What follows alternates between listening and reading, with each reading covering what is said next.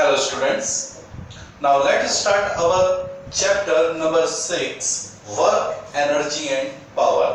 तो इसमें सबसे पहला हमारा टॉपिक रहेगा वर्क। तो वर्क के बारे में हम सीखते हैं कि फिजिक्स में वर्क की साइंस क्या होती है। तो सबसे पहले आपसे यही क्वेश्चन बन सकता है कि आपसे ये पूछा जाए कि भाई फिजिक्स की साइंस में वर्क क्या होता है। तो वर्क को हम कैसे डिफाइन करेंगे?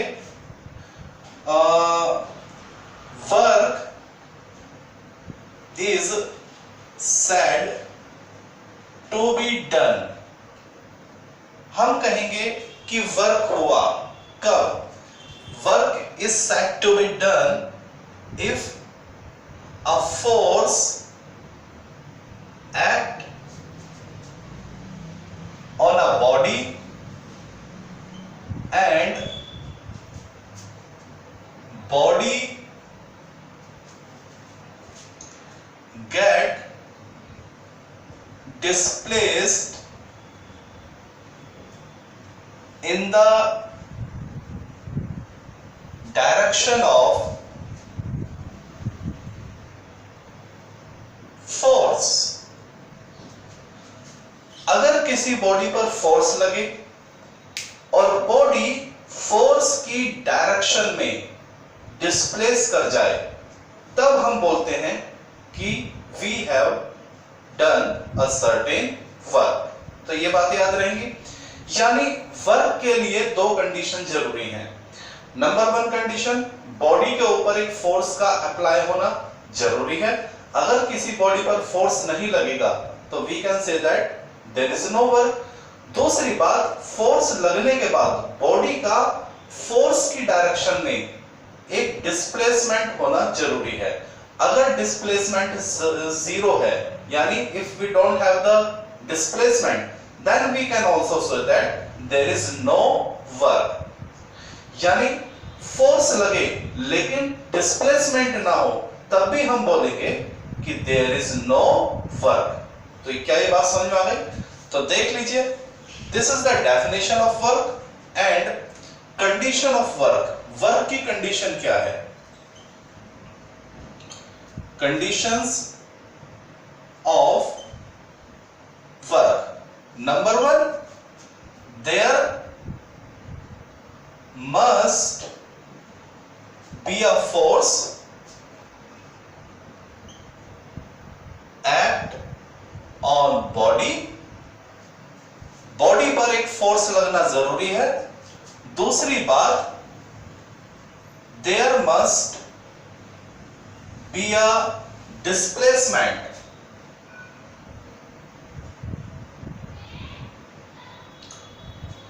Of body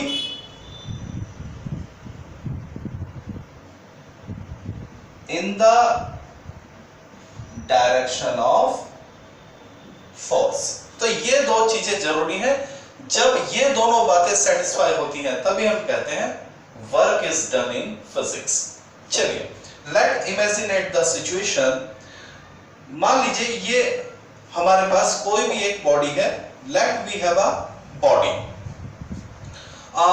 suppose m is the mass of a body. ये हमारे पास प्यारे बच्चों कोई भी एक बॉडी है और ये है एक सरफेस। ओके, अब सबसे पहले अगर ये बॉडी एक सरफेस पर रखी हुई है तो इस बॉडी पर क्या क्या फोर्स होंगे? ध्यान से सुनिए आप मेरी बात को। ये मेरे पास एक बॉडी है, कोई भी एक बॉडी हो सकती है, ये बुक भी हो सकती है, टेबल के ऊपर कुछ भी हो सकता है। तो ये हमारे पास एक बॉडी जो एक सरफेस के ऊपर है। तो फिलहाल और कैसी है अभी? रेस्ट पर। ध्यान दीजिए, क्या है? रेस्ट पर।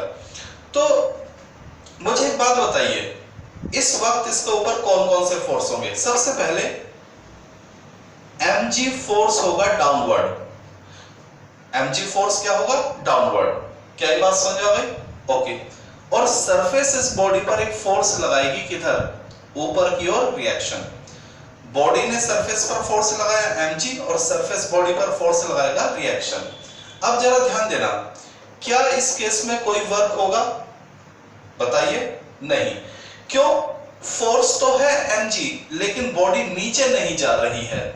ध्यान देना, बॉडी रुकी हुई है। ऐसे ही एक फोर्स है r, लेकिन बॉडी अभी भी क्या है, रेस्ट पे। तो इस केस में क्या चीज जीरो हो गई, डिस्प्लेसमेंट जीरो है। देखिए, अगर बॉडी रेस्ट पे है, if body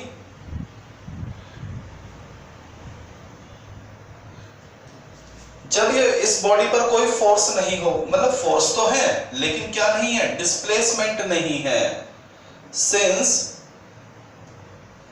body is in rest, यानी डिस्प्लेसमेंट क्या हो गया है,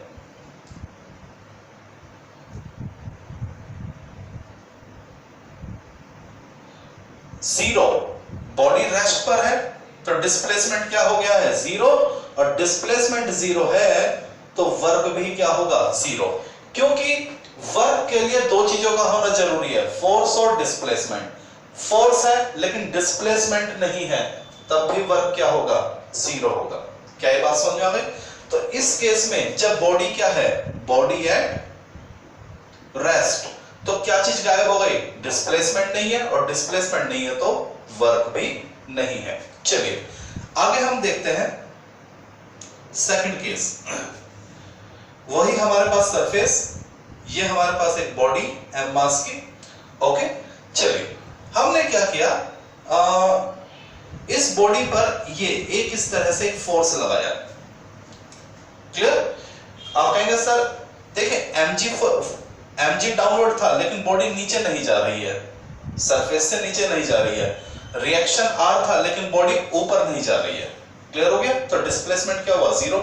लेकिन हमने रैंडमली एक फोर्स लगाया, मान लीजिए ये कोई लोकेशन है A, और हमने इसको फोर्स लगा के इस बॉडी को कहां तक लेके आए,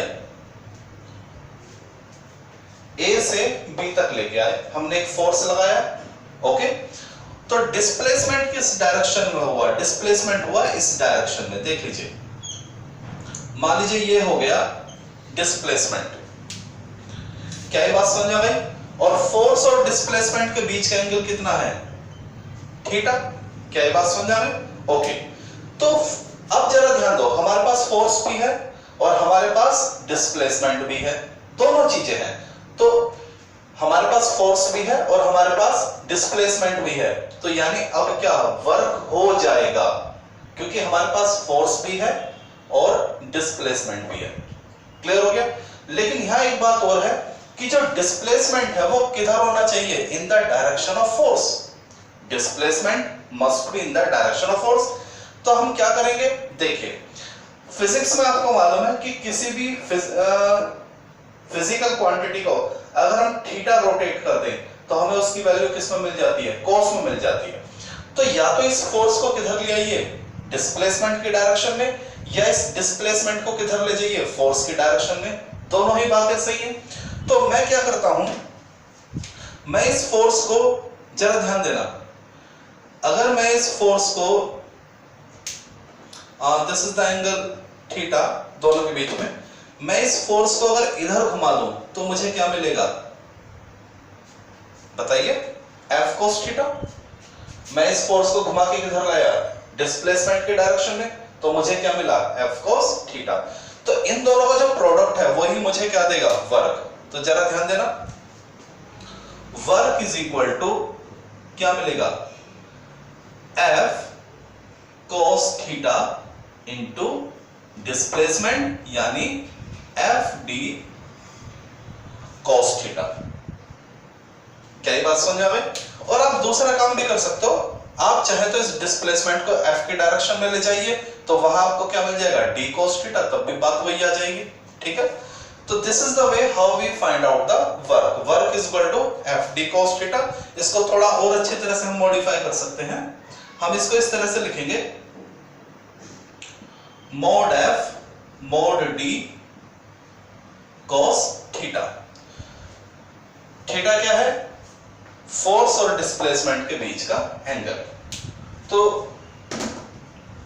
this is the formula of work. Whenever we have to find out the work, we have required to term magnitude of force displacement of magnitude of displacement and the angle between the force and displacement. So this is the formula of work. This is the definition of work. अब बात आती है what is the unit of work, वो हम देखते हैं.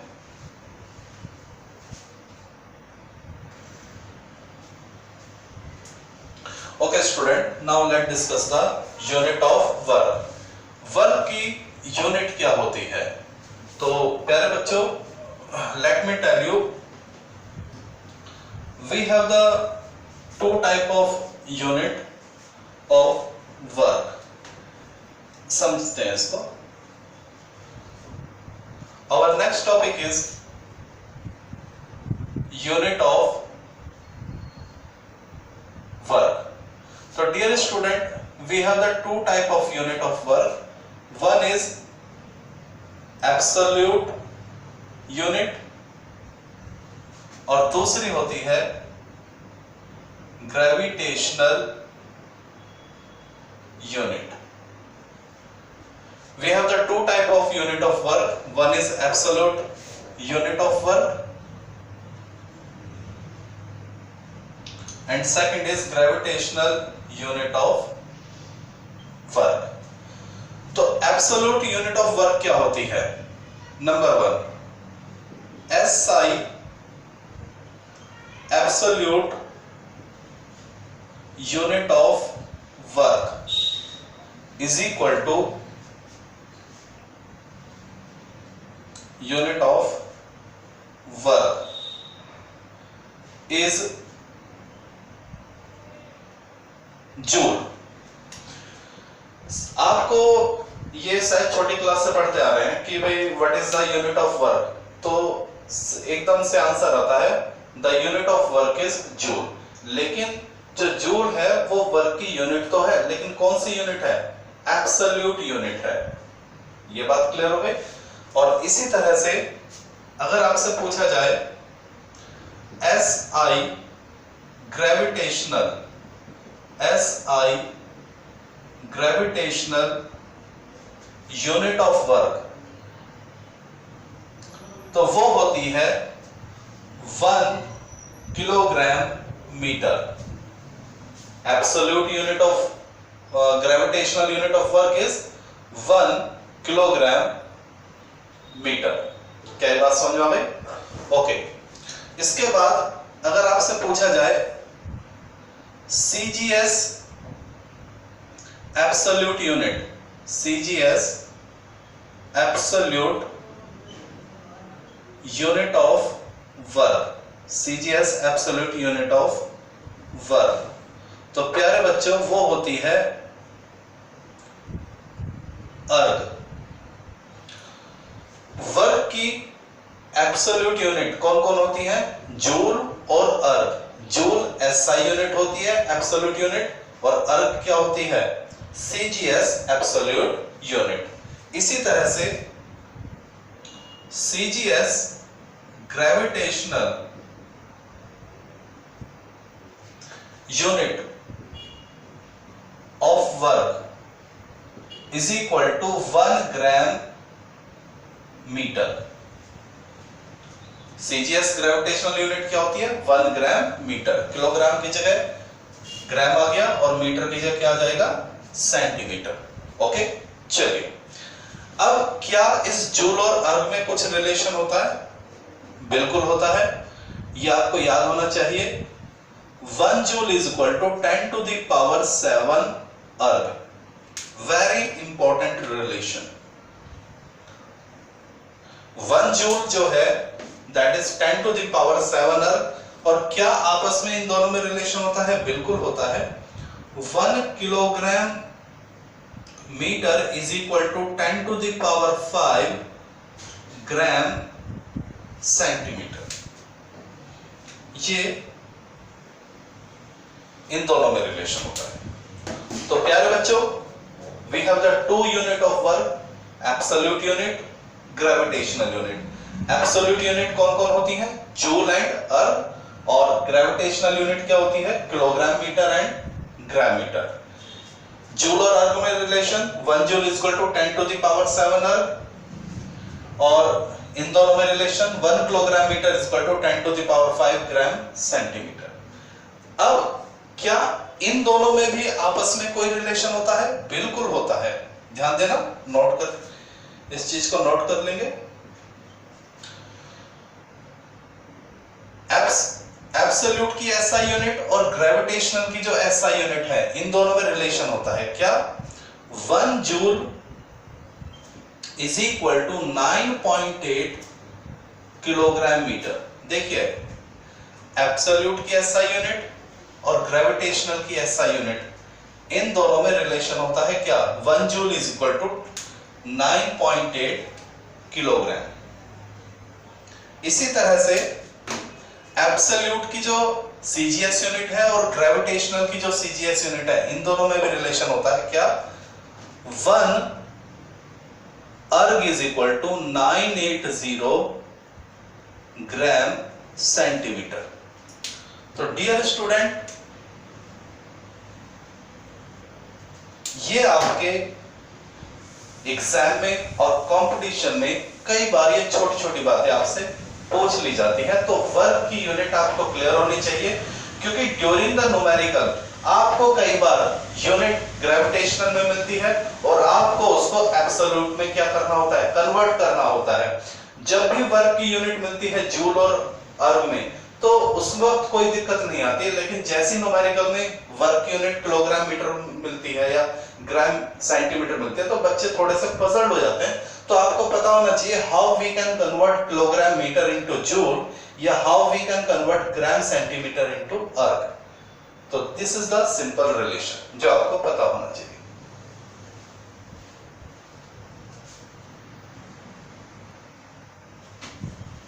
So this is the unit of the work.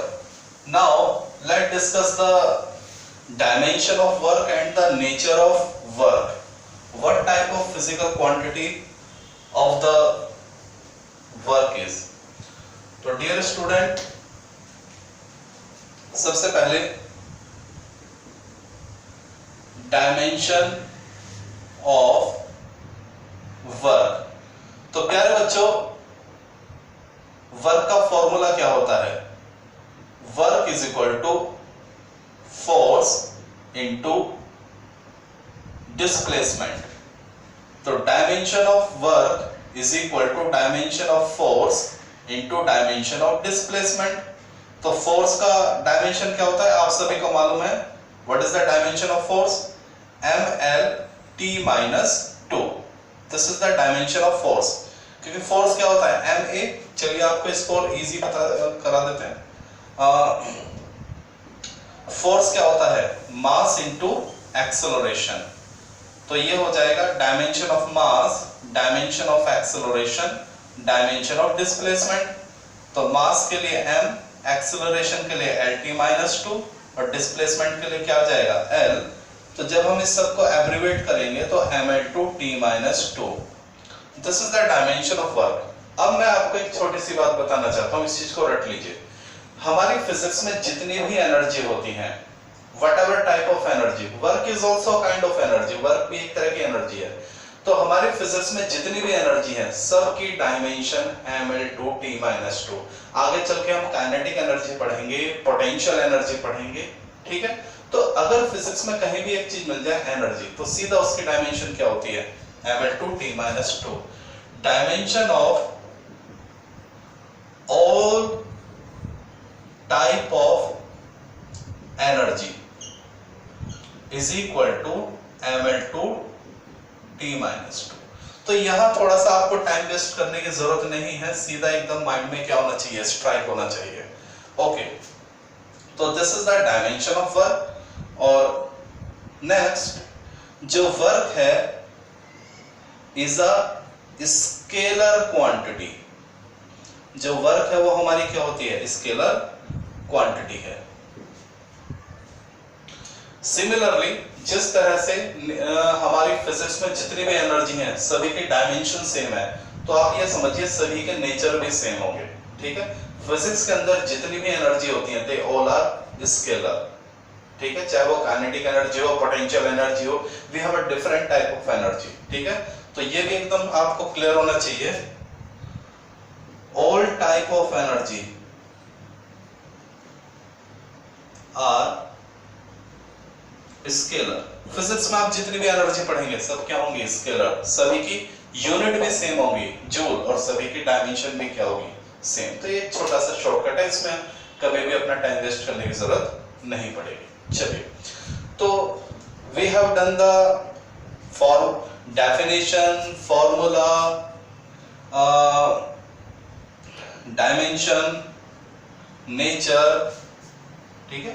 तो ये सारी चीजें हमने यूनिट वर्क की पढ़ ली है। Now last and the most important जो है सबसे ज्यादा, वो है नेचर ऑफ वर्क। वर्क का नेचर क्या होता है? तो we have 3 type of work, positive work, negative work and zero work. तो let discuss one by one. तो सबसे पहले हम डिस्कस करेंगे what is positive work. Work positive कब कहलाता है? तो समझ लीजिए, जरा ध्यान दीजिए। मान लीजिए ये हमारे पास एक सरफेस और इस पर ये एक फुटबॉल रखा हुआ है, ठीक है। We have a football, okay. अब एक प्लेयर है और प्लेयर सीधा, शुरू में फुटबॉल क्या था? रेस्ट में। प्लेयर आया और उसने इसको किक किया। तो जरा ध्यान दीजिए, जब ये किक हुआ तो इस फोर्स की डायरेक्शन किधर है? जो फोर्स है किक, उसकी डायरेक्शन ये है, और किक लगते ही जो फुटबॉल है वो किधर चलता है? इन the direction of force. Player ने किक लगाया फुटबॉल को और फुटबॉल सीधा गया और डिस्प्लेसमेंट भी उसी डायरेक्शन में है। तो अगर हम ये देखें कि जो किक है, यानी जो प्लेयर ने फोर्स लगाई है, और डिस्प्लेसमेंट, ये दोनों क्या है? सेम डायरेक्शन में है। तो इस केस में जो वर्क कहलाएगा वो क्या कहलाएगा? पॉजिटिव वर्क कहलाएगा। क्या ये बात समझ में आ गई आप लोगों को? तो प्यारे बच्चों, तो ये जो किक है और डिस्प्लेसमेंट है, दोनों एक ही डायरेक्शन में है। तो इस केस में जो वर्क होगा वो पॉजिटिव होगा। पॉजिटिव वर्क क्या कहलाएगा? When force and displacement, force and displacement are in the same direction. तो प्यारे बच्चों, जब फोर्स और डिस्प्लेसमेंट एक ही डायरेक्शन में होते हैं तो उस वक्त वर्क क्या हुआ? पॉजिटिव। तो हम इसका एग्जांपल ये दे सकते हैं, work done by player, work done by player kick, ठीक है। प्लेयर की किक ने जो वर्क किया, ठीक है, ऑन फुटबॉल इज पॉजिटिव, ठीक है। ये जो फोर्स है इसका वर्क क्या हुआ? पॉजिटिव। चलिए आगे हम समझते हैं निगेटिव वर्क क्या होगा। What is negative work? तो जरा समझिए, जैसे ही किक लगा फुटबॉल ने चलना शुरू किया, लेकिन जब फुटबॉल चलेगा प्यारे बच्चों तो अपोजिट डायरेक्शन में, इन द अपोजिट डायरेक्शन, ठीक है, अपोजिट डायरेक्शन में बताइए फुटबॉल और अर्थ के बीच में क्या लगेगा? फ्रिक्शन। जैसे ही देखिए किक लगा, फुटबॉल ने चलना शुरू कर दिया, किसके इफेक्ट से? किक के इफेक्ट से। लेकिन जब फुटबॉल चलेगा तो अपोजिट डायरेक्शन में क्या आ जाएगा? फ्रिक्शन। तो जो ये फोर्स है फ्रिक्शन, ये डिस्प्लेसमेंट के क्या है? अपोजिट डायरेक्शन में है। देख लीजिए, जो फ्रिक्शन है वो डिस्प्लेसमेंट के किधर लग रहा है? अपोजिट डायरेक्शन में। तो फ्रिक्शन, देखिए जो किक है वो फुटबॉल को चलाने की कोशिश करेगा, फ्रिक्शन फुटबॉल को रोकने की कोशिश करेगा, यानी दोनों ही क्या कर रहे हैं? वर्क। लेकिन किक का वर्क क्या है? पॉजिटिव, और फ्रिक्शन का वर्क क्या है? नेगेटिव, क्योंकि वो अपोजिट डायरेक्शन में है। तो इसमें हम क्या लिखेंगे? When force and displacement are in the opposite direction, in the opposite direction, when force and displacement are in opposite direction, ठीक है, तो उस वक्त वर्क क्या कहलाएगा? नेगेटिव। जब फोर्स और डिस्प्लेसमेंट सेम डायरेक्शन में होंगे वर्क पॉजिटिव, जब फोर्स और डिस्प्लेसमेंट अपोजिट डायरेक्शन में होंगे तो वर्क क्या होगा? नेगेटिव। तो इसका एग्जांपल क्या बन जाएगा? Work done by friction on football is negative. देखिए फुटबॉल चल रही है और चलते वक्त फुटबॉल पे दो फोर्स हैं, एक तो वो किक जिसने उसको चलाया और फ्रिक्शन जो उसको चलने से रोक रहा है। तो किक डिस्प्लेसमेंट के अलोंग है, पॉजिटिव वर्क किक का, और फ्रिक्शन अपोजिट डायरेक्शन में है वो डिस्प्लेसमेंट के, तो किक जो फ्रिक्शन का वर्क है वो क्या हो जाएगा? नेगेटिव हो जाएगा। Clear? Now the last one, zero work. Zero work. तो एक बात बताइए, फुटबॉल चाहे रेस्ट पे है और चाहे चले, फुटबॉल का जो वेट है, the weight of football mg, बात समझ में आ गई? तो डिस्प्लेसमेंट और mg के बीच में कितना एंगल है? 90 डिग्री। डिस्प्लेसमेंट और mg के बीच में क्या है? 90 डिग्री। यानी फोर्स कैसी है? परपेंडिकुलर। और ऐसे ही जो रिएक्शन है, अर्थ फुटबॉल को जो रिएक्शन देगा तो वो भी क्या